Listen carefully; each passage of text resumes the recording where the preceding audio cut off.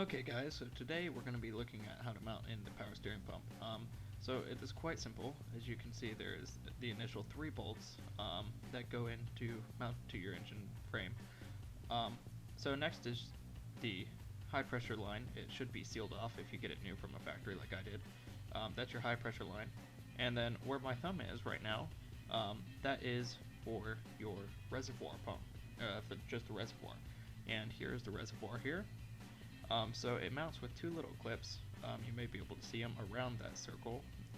That's where it will attach to your pump right there, like that. On the bottom there is a little tube, and that is where your return line will go. We will get to that shortly. So if you don't know where this is on your engine, it's actually right here, if I'll get to it in a second. It's right here in this little compartment on the Hummer H3 at least. So the silver line is your high pressure line, as I said, that's on the pump, and this is your return line. So those 3 bolts, holes right there, is where it will go, and actually the pump will mount on the back of these 3 holes right here. So it's quite simple. Thank you for watching. If you enjoyed this video and would like to see more tips, please don't forget to subscribe, and thank you. Good luck. Okay guys, so some also notable tips that I've found out while doing this several times is actually that when you're putting the pulley on, that's always the hardest thing, is putting it on and taking it off. Make sure to get a pulley removable tool. I always get one from Advanced Autos and then return it as one of their rental programs, so you get the money back. As I said, I've done this several times, and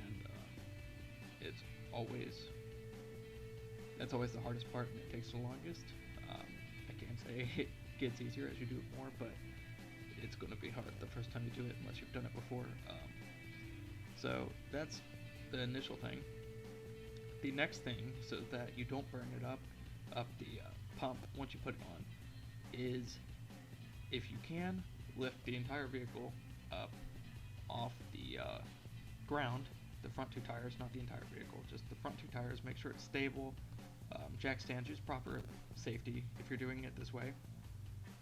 And without the truck on, turn the tires, turn the wheel all the way to the right and all the way to the left about 10 times, check the fluid, add fluid as needed, do it again until it's mostly stopped sucking more fluid, until it's about even.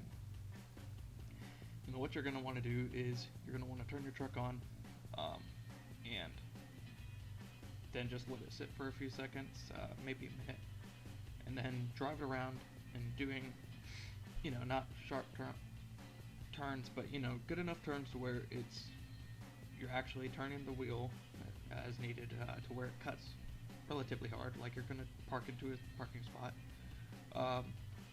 And if you check the fluid at this point, it should probably, unless you got all the air out on the initial time of jacking it up and cutting the wheels, it should be a little bit foamy. That's fine. What you don't want is a high-pitched whine, kind of like you'll know it if you hear it. It won't sound good coming out of the pump, and that happens when your pump is sucking air in, and it will burn up the pump. And I actually burnt up my pump to the point where around the shaft where your pulley goes on, you could see the color change from the heat. So obviously you could imagine if you drove for a really, really long time, and I rode for longer than I should have on it, but I figured, okay, I can get home, so learn from my mistakes and do it the proper way. But if it gets at any point hard, like it won't turn the tires, let it sit while you're driving. Let it turn it off, let it sit for 45 minutes, an hour. And this is, of course, if it is foaming a lot. You can see air in the reservoir. Check it, and when you go back to it an hour later or whatever, it should be really died down. You shouldn't see a lot of air bubbles in it. And repeat the process. It could take days for it to get the air bubbles out, and that's fine. So those are my tips for doing it. Really nothing else I can think of.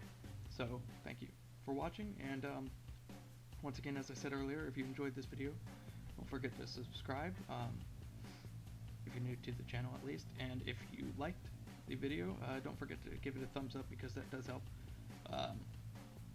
So if there's any other videos that y'all need, I have probably done something, and I could probably do some explanation. If not, try and do another video for it.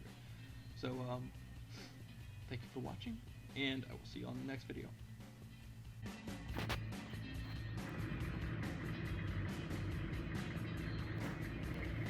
I'm recording this, Del.